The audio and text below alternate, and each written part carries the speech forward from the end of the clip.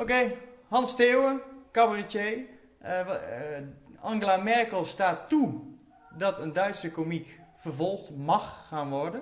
Wat vind jij daarvan? Nou, ik wil het liever even hebben over Erdogan. Want ik zit hier om een kunstbroeder te verdedigen, maar ook als een ontevreden consument.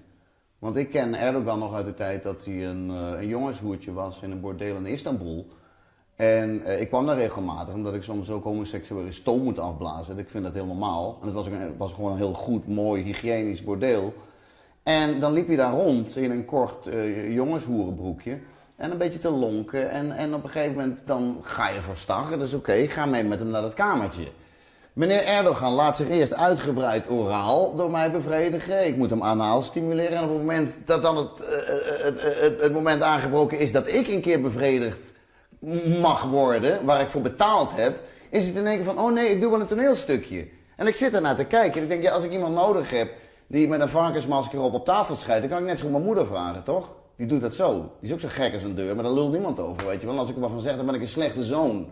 Dus dan denk ik, meneer Erdogan, voordat jij je gaat bemoeien met wat satirici in een ander land doen, is het misschien beter om je eerst eens te bekommeren om al die mensen, die ontevreden klanten, die nog een blowjob van je te goed hebben.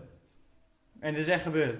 Nou ja, natuurlijk is het echt gebeurd. En ik ben niet de enige die gedupeerd is door meneer. Want hij is de naam jongenshoer niet eens waardig als je je op zo'n manier gedraagt. Als je zo klantonvriendelijk en zo seksueel egoïstisch jezelf opstelt, dan verdien je het niet om jongenshoertje genoemd te worden. En ik weet dat Mark Rutte soortgelijke ervaringen heeft. Alleen dat hij daar niet over durft te praten, om wat voor redenen dan ook.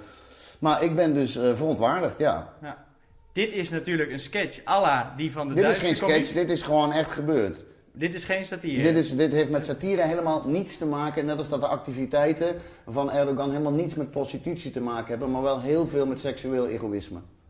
Maar toch, ik zie dit. Dit lijkt me satire. Ja, je kan vinden wat je wil. Hoe zou jij je voelen? Hoe zou jij je voelen als je helemaal afreist naar Istanbul?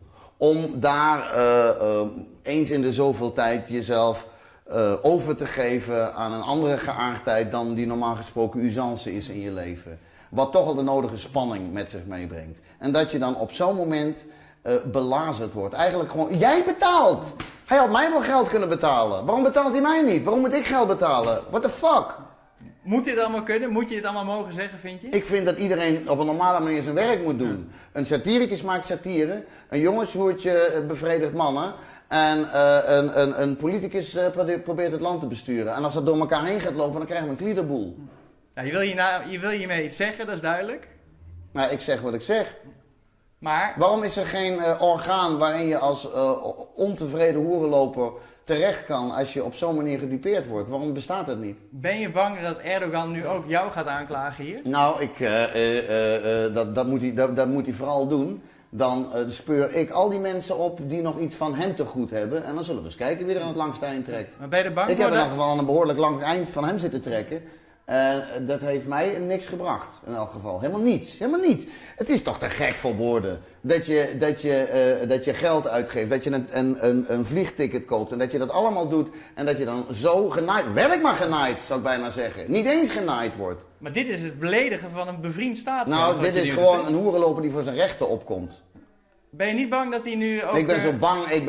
Waar ik bang voor ben, is dat de prostitutie naar de galamiezen gaat. Dat de satire naar de galamiezen gaat. En dat de vrijheid naar de galamiezen gaat. En dat zijn allemaal dingen die mij enorm aan het hart gaan. Ja, want gaat hij hiermee naar de galamiezen Ja, natuurlijk. Wat we nu hebben gezien in Duitsland? Ja, natuurlijk.